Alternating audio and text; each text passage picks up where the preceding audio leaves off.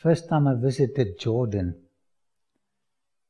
it was like a jungle. We went to Petra. We slept outside. And I've been there a few weeks ago. It's a different place. There's a town there. I visit the place every year. And I'm going to share you something about Jordan. I'll only touch the surface. There's too much to show you. In the footsteps of ancient Israel, this is the Madaba Plains project by the University of Andrews, Michigan.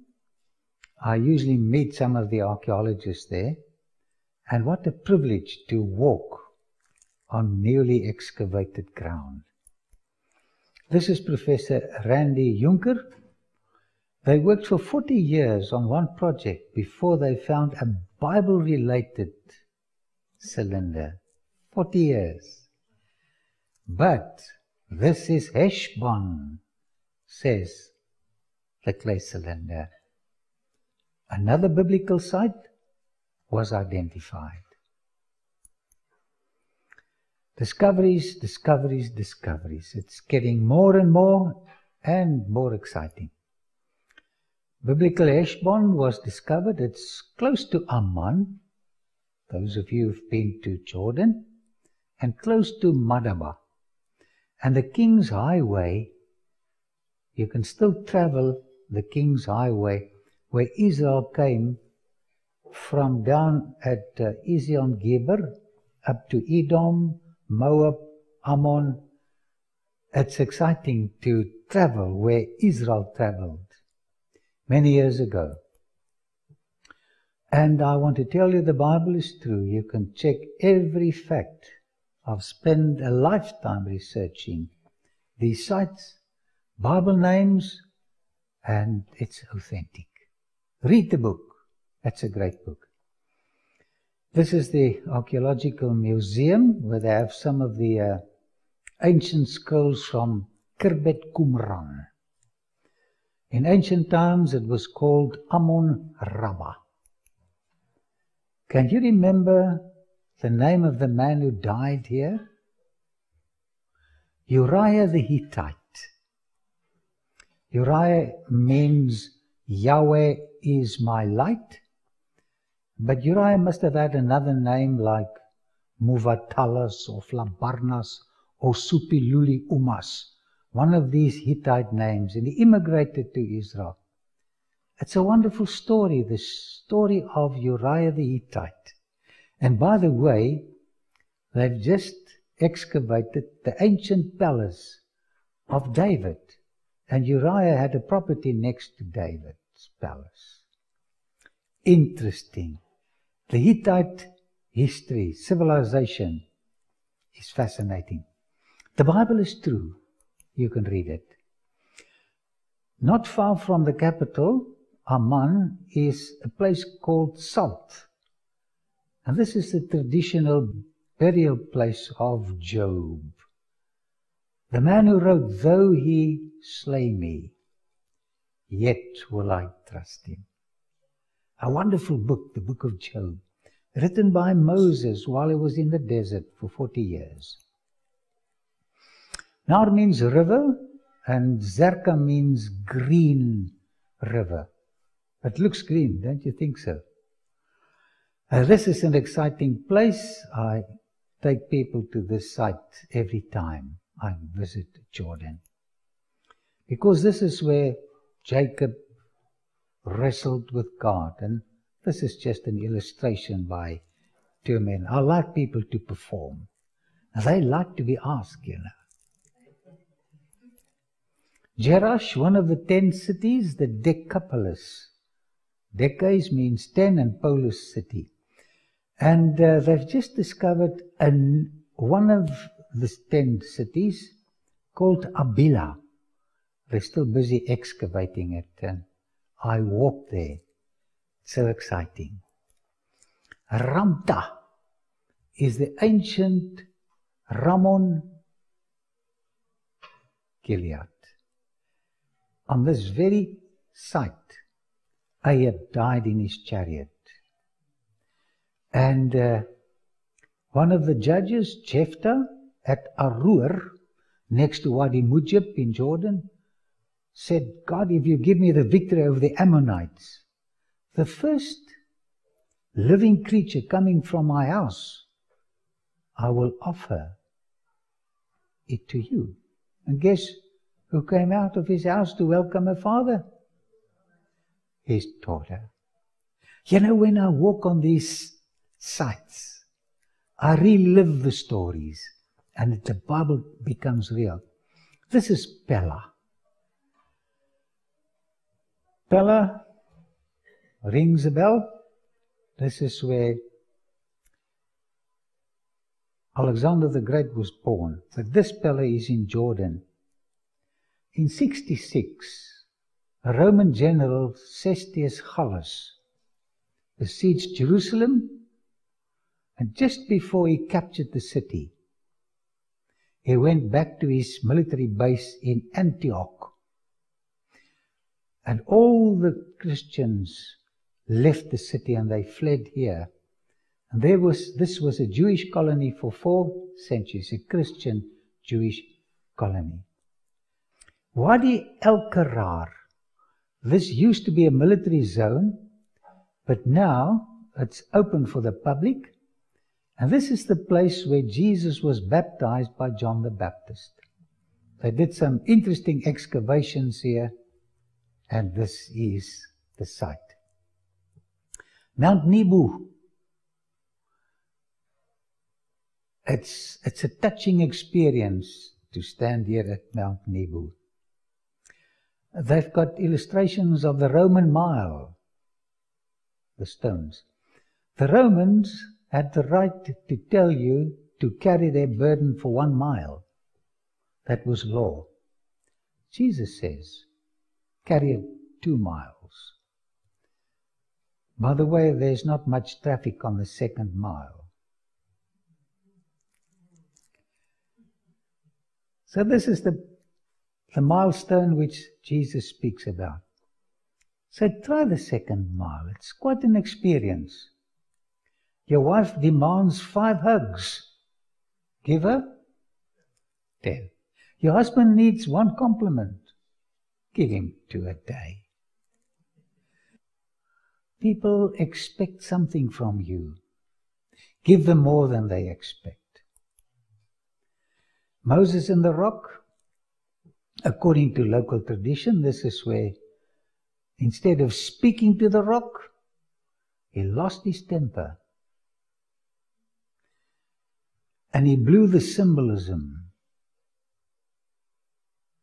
It's another story. But because of this, he couldn't enter the promised land. It's a touching story. He died in the arms of Jesus. He walked with him for 120 years. He said, please, Lord, I've come so far, let me go in. And when you stand up at Mount Nebo, you can see Jerusalem on a clear day. He wanted to go in. But he was resurrected, according to Jude 9. And Elijah was translated, and it's both in the geographical area, just a few kilometers or miles, as you call it here. But it all happened here, and they are representatives of those who will be translated when Jesus comes. That's Elijah and Moses, who will be resurrected. They spoke to Christ on the Mount of Transfiguration. Nebo, where Moses died. And every time I visit the place, I relive that emotional moment when he said goodbye to God. Araba means nothing. There is nothing in the Araba. It used to be the most beautiful place on the planet. The Bible says, like the Garden of Eden. Today you just find the Dead Sea there. It's dropping 1 meter a day. They're going to pump water from the Red Sea to fill the Dead Sea. the Sea of Galilee receives water from Mount Hermon, and it gives water to the Jordan. But the Dead Sea only receives. Don't be a Dead Sea. Be a Sea of Galilee. There's life when you give. There's death when you keep. What I have, I lose. What I give, I have. Wadi Kerak. Wadi is a dry river bed. And Bab means gate. Bab Edra is the ancient name of Sodom. Sodom and Gomorrah. Did Lot see these patterns on the rock?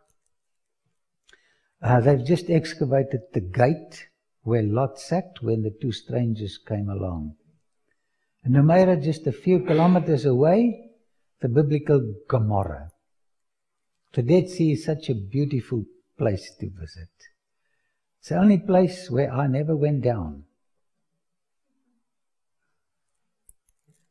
Lot's wife is still there. She lost a bit of weight, but there she is. So ladies, don't turn back. She missed her microwave and the fridge, etc., and she looked back and she turned into a pillar of salt. Watch out. This is the place where Lot fled into eventually. This is the place where the Ammonites and the Moabites were born, the two nations.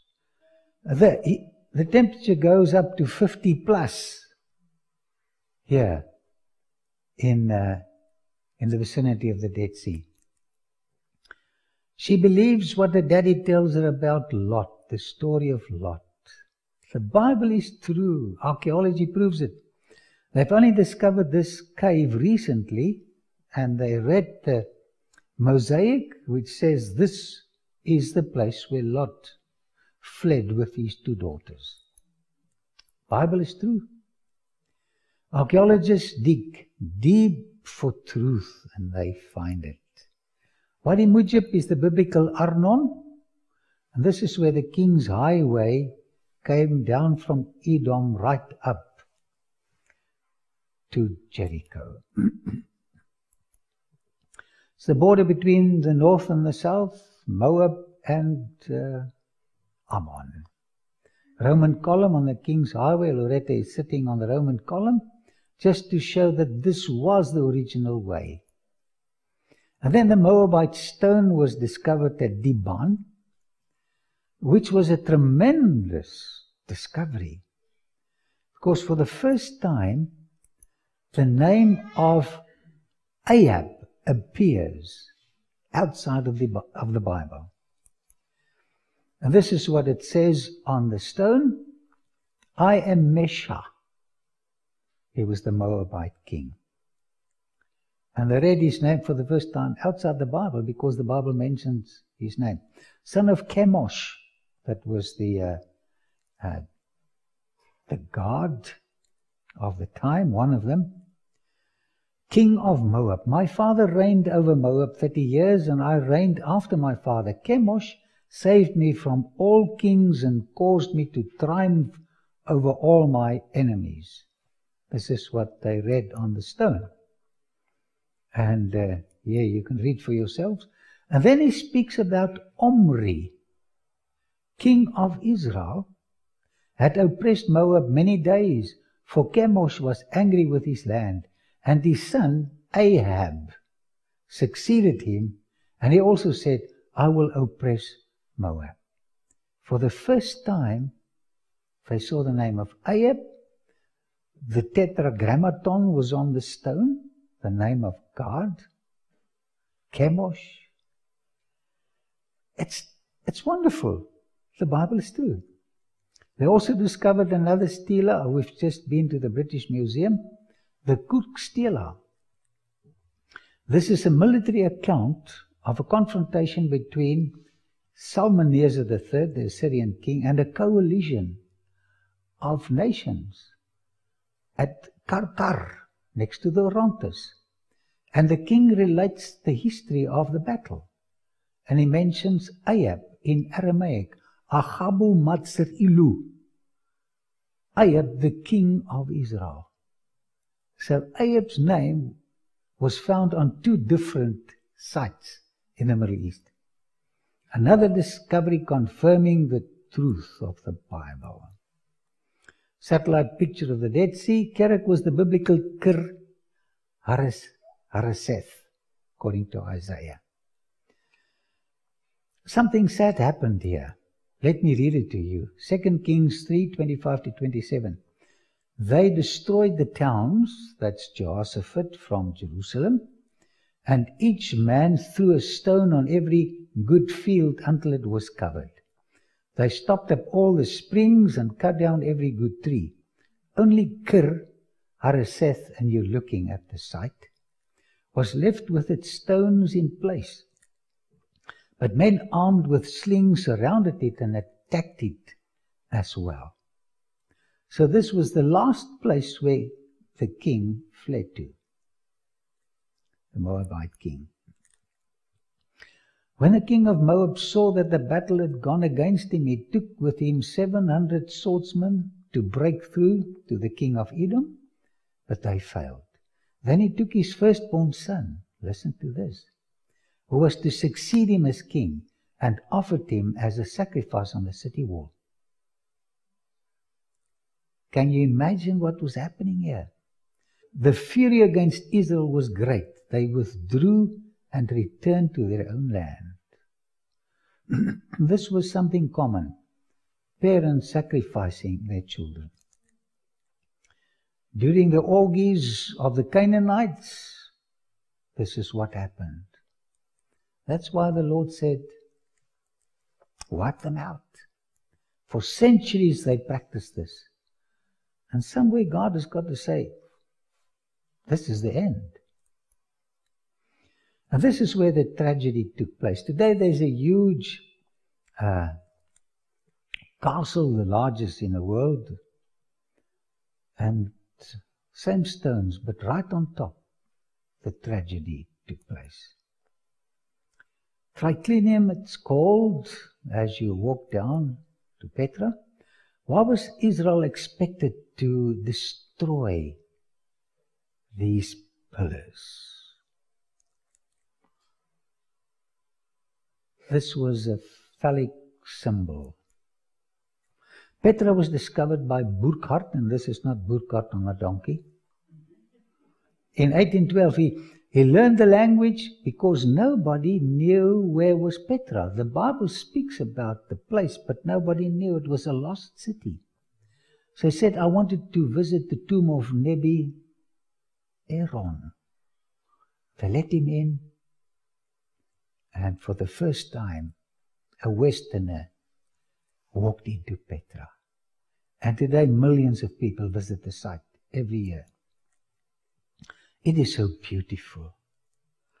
The Sikh is just 1.2 kilometers, and you're looking at the most beautiful colors as you walk down. And if you're tired, you can get onto a one-horse car, which will take you to the entrance of the city. But as you move down, you just look at the beauty of the place. Look at this. Awesome. This is a picture of a camel, which was discovered here. They excavated and they found this camel. So as the people came into the city, different deities of different countries were on both sides of this small little channel, and they could worship their gods. Look at this. Beautiful. The rose-red city, half as old as time. I've got thousands of these slides. Every year I just become trigger happy and I take pictures of Petra. The sun brings out the different shades of color.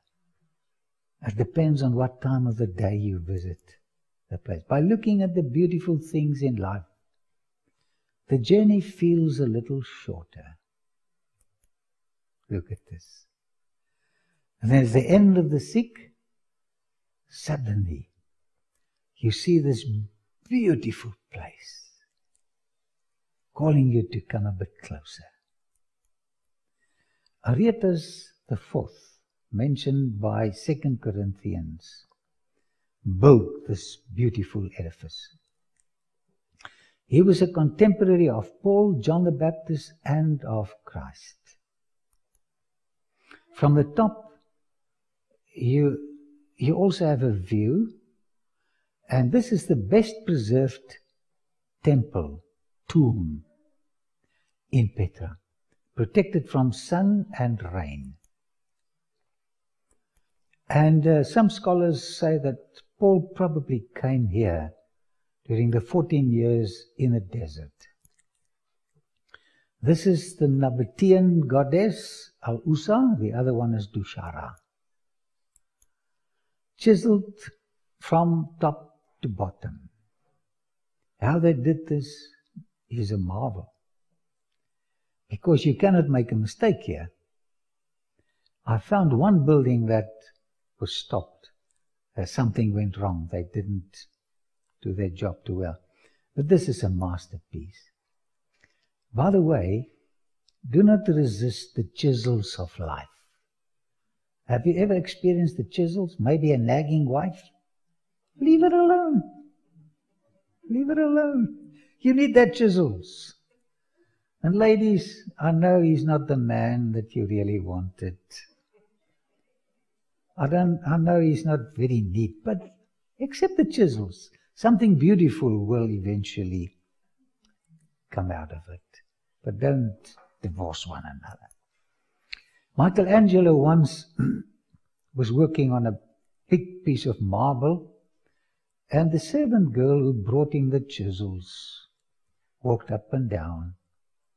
And eventually an angel appeared. And she said, "Mr. Angelo, how did you know that there was an angel in the rock?" Ladies, we men are rocks. The angel is just about to appear. Keep on chiseling at us.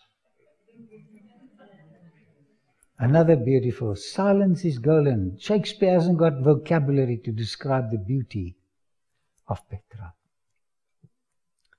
This is the ceiling of a house. You never have to paint it. It's there permanently. Loretta says, "Let's go." She attends me to Petra regularly.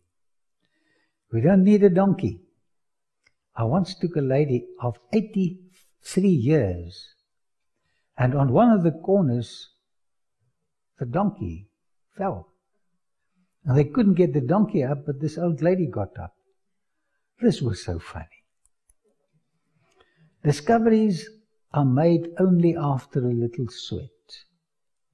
Rest if you must, but never quit. Perseverance is the master of defeat. Keep on. Don't give up. 808 steps. Rest if you must, but never quit. The higher you go, the more beautiful the panoramic view. Right on top is Artedeer Temple, and my poor friend Walter Fight, just look at him there. He's exhausted. I took a donkey, and I passed him on the way, and he stood there.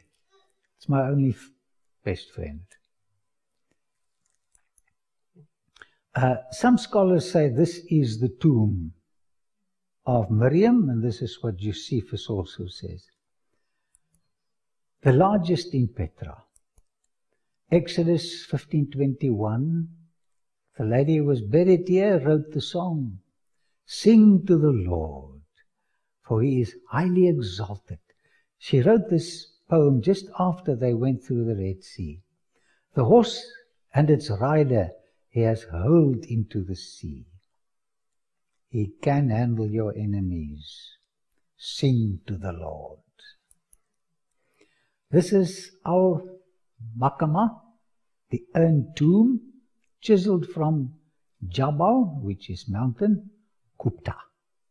Just look at this artwork. The Horites lived here, and then the Edomites came, then the Romans, and then the Nabateans. They were brilliant architects. This is what Esau, with his reddish complexion, admired. He was a reddish man, and he made this reddish place his capital.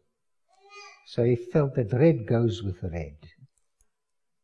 Look at this. Look at this.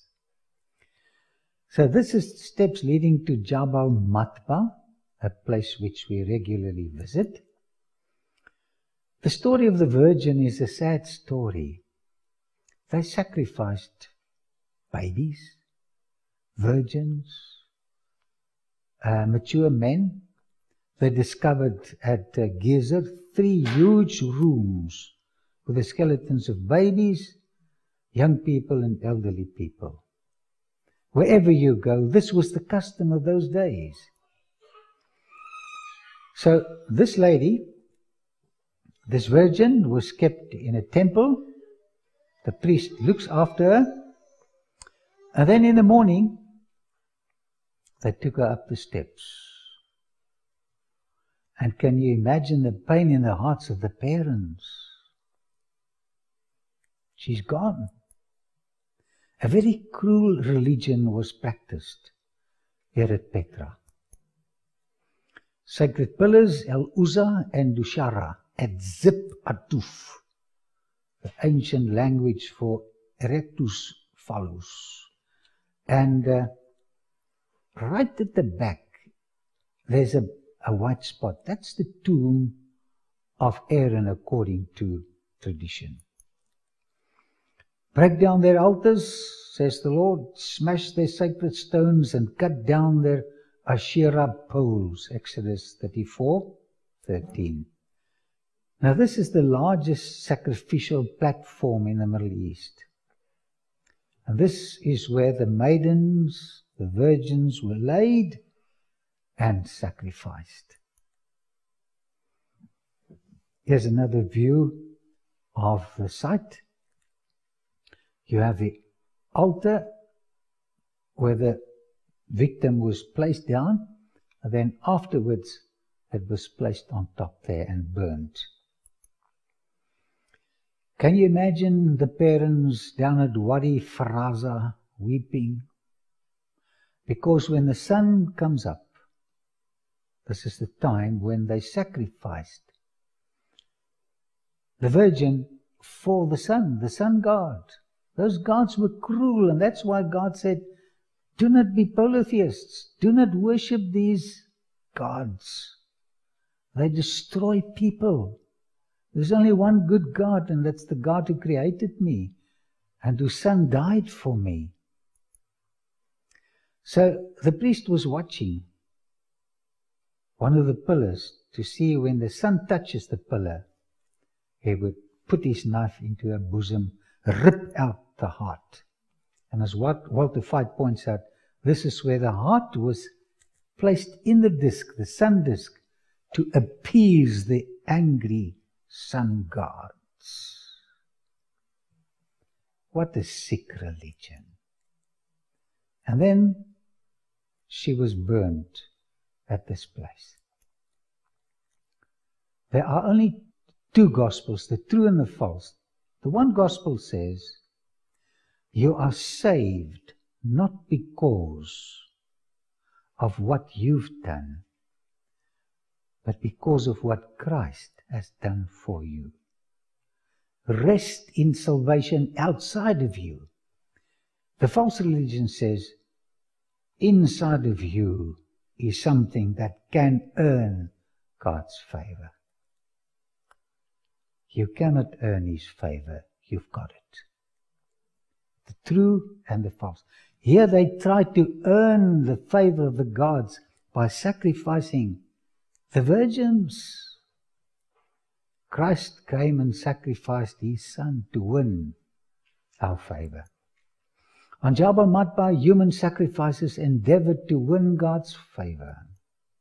On Calvary, Christ offered His Son in order to win our favor. Shrills up at Jabal Matba, and then silence. And their beloved young daughter was gone. And after the ceremony, they washed their hands in the sacred pool, and they felt all right for another year. What were the sins of Petra?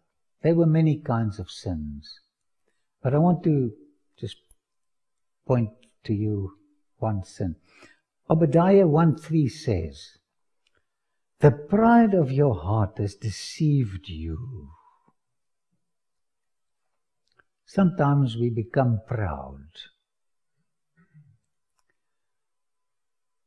Pride may deceive you. You live in the clefts of the rocks and make your home on the heights. You say to yourself, "Who can bring me down to the ground?" I'm such a wealthy person, such a talented person, such a beautiful woman. Who can bring me down? We've got a poet in South Africa, he's dead now. He says, "Oor alles hou die wurm wag." It means the worm is watching over you, is waiting for you. We are just dust. Humility is a virtue. Be humble. Proud people become cruel people. Obadiah saw what you see when he wrote this book in a vision. Prophecy, pride may destroy Petra. God was speaking to them. Break with the sin of proudness. Break with it, because it's going to destroy you. You know, people who think a lot of themselves are very unpleasant people. Have you experienced it? Humble people are acceptable, and they accept you. Jabal Kupta, verse 4 says, "Though you soar like the eagle and make your nest among the stars, from there I will bring you down, declares the Lord." Rather let Him take you up than you taking up yourself. Edomite oil lamps, they've discovered this at al-Bayara at Petra, one of the mountains. Prophetic rejection removes the flame of hope. The prophet pled with them, they rejected the message, and the Edomites are gone. They're gone. You just see the ruins at Petra. Petra became a city of silence. The Lord predicted this, and all that happened, the trade routes changed, and it died economically and became a ghost town. Petra was a place of pain and death. Aretas, the king, rules from 8 BC to 40 AD. Now this is an interesting date, because you have a few interesting characters in this time, and you can read it for yourselves. What happened during this time? Well, an archaeologist, and this is his name, Nathanael, discovered the name of Aretas, who ruled here, and his wife and his daughter. Both the mother and daughter had the same name, Huldu. And you can see it on the coins in a museum at Amman. This is the beautiful Umayyad Mosque. This is the shrine where they believe the head of John the Baptist was placed. Now, Aretas tried to kill Paul in Damascus. Let's read it. 2 Corinthians 11, 32, 33. In Damascus, the governor under King Aretas had the city of Damascus guarded in order to arrest me, but I was lowered in a basket from a window in the wall and slipped through his hands. So King Aretas, and you saw that beautiful, they call it El Kazna Faroun, as you enter the seat into the city. So now you can couple something from Petra to what happened in Damascus with Paul. And this is the city gate and the place from which Paul escaped. through a basket. It must have looked funny, eh? You usually have bread in a basket, but here Paul comes down in a basket. And inside the little museum, you can see the basket and you can get into the basket. And people take pictures of you. I've got a picture of myself in the basket. But when my daughter looks at it, she laughs at me. Aretas ruled from 38 to 40 AD in Damascus. And this is also an interesting date. This is Mukavir, this green hill. It was originally built by Herod the Great. He was a great builder. Masada was built by him. Caesarea. He had many, many wonderful, great buildings. And in Jerusalem too, you can see the Kotel Tunnel, where they've extended the Wailing Wall to the Via Dolorosa. One of the stones weighs 750 tons. He was a magnificent builder. And he built a fortress here, he built one in Masada. Now, why did Herod Antipas visit Princess Hulda of Petra? Because when the old man died, the son inherited this fortress. Why does a young man visit a young lady? To visit her intellectually? No, they're too romantic when they're young. Anyway, he fell in love with Huldu, the daughter of King Aretas IV. His Nabatean name is Harit IV. They got married. This is what happens eventually. And they were happily married for 25 years. And then he went to Rome for business. And he visited his brother, Philip. And he took his sister-in-law, I think, to McDonald's near the Colosseum. And this is where it all began. He came back and he said to Huldu, I don't love you anymore. You know, this is the old story. I do so much counseling and this is... He says he doesn't love me anymore. And when she says that, I know exactly what has happened. At the age of 50, he fell in love with his brother's wife, Herodias. She went back, this is Hulda, to beautiful Petra, but with not such beautiful memories. Suddenly, the marriage was gone. How sad. How did this affect the parents? You know, when your child divorces, you go through a divorce as well. And Petra became a city of pain. Have you experienced the pain of rejection? You know, this is one of the worst kinds of pain you can experience. Somebody rejecting you.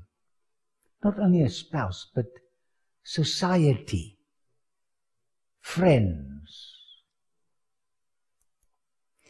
Did she think of John the Baptist to try to save their marriage? Because every time Herod Antipas went to Tiberias, he had to pass the place where John the Baptist preached and baptized. And John the Baptist had the courage to tell him, King Herod, what you're doing is not right. Take your wife back. And Mrs. Herodias didn't like this.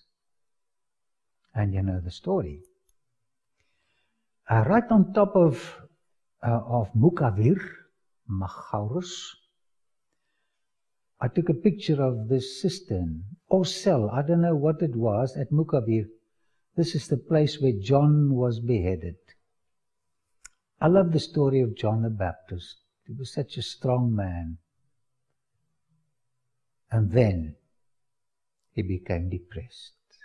He lost his vision. He just dropped in depression. Same thing happened with Elijah. God cares about people with depression. It's a wonderful story. Read it. It's a gripping story. This is where it happened. How did Hulda react when she heard about the death of John the Baptist. At Vykopávání, John also experienced the pain of rejection. He felt that Christ rejected him. Too many people suffer the pain of rejection. Don't reject people. Bring them close to your heart. Let them feel you care for them. Did Hulda learn of Christ's rejections?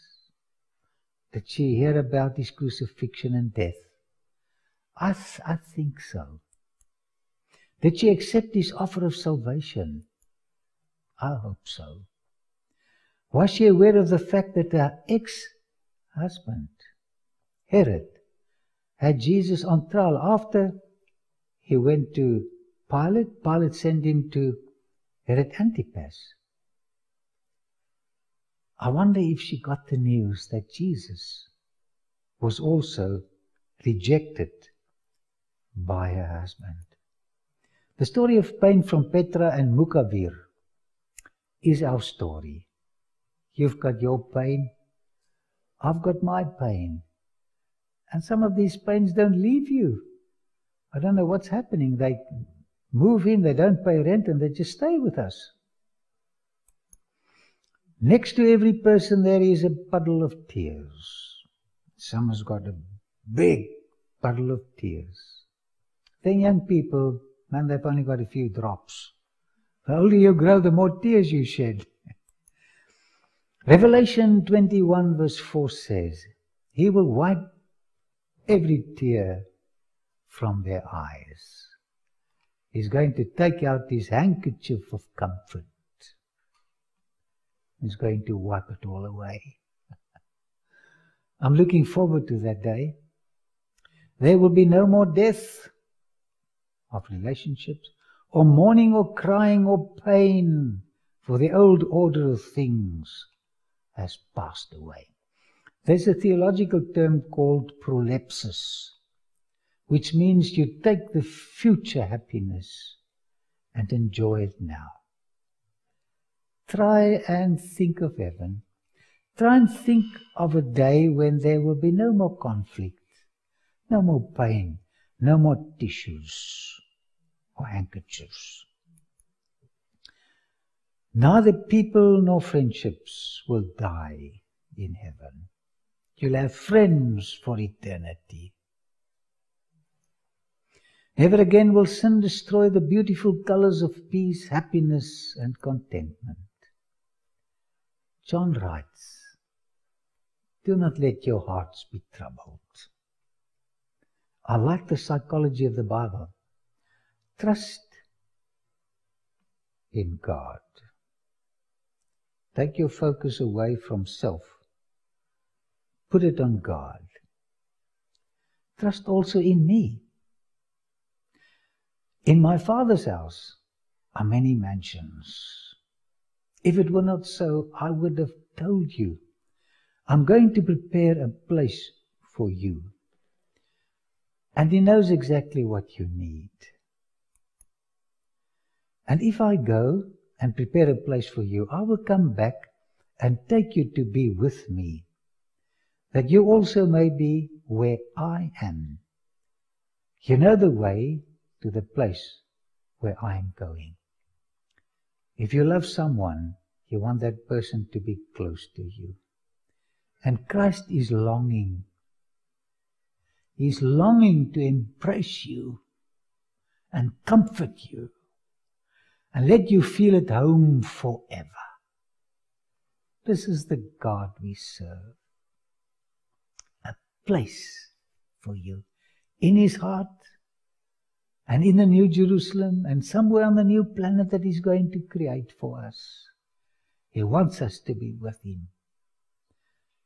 I think it's going to be wonderful to look into His eyes and see love that you've never seen before, acceptance which you've never seen before. I'm looking forward to that day. On one of my visits to Petra, I saw this beautiful flower pattern appeared on a stone in Petra. the geologists can explain it, but I appreciate this. At the place where the virgins were sacrificed, I took this picture. With your permission, God wants to create a beautiful picture of Himself in your life. The saddest place in Petra produced the most beautiful flowering stone. And somewhere in your pain, and disappointments and brokenness, He wants to put a picture of Himself in your life. And people who's gone through the deepest hurt and disappointment, if they allow God, these people become the kindest of all.